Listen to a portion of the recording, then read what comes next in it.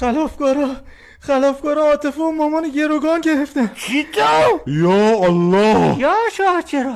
اینا دیگه از کجا پیداشون شد؟ من نگفتم حواستون باشه تعقیبتون نکنم. بالعباس هیچ کس تعقیبمون نمیکرد، من حواسم بود. الان وقت بحث کردن نیست. عاطفه و مامانو گروگان گرفتن، باید نجاتشون بدیم. دکتر دستم به دامنت، مگر اینکه تو نجاتشون بدی.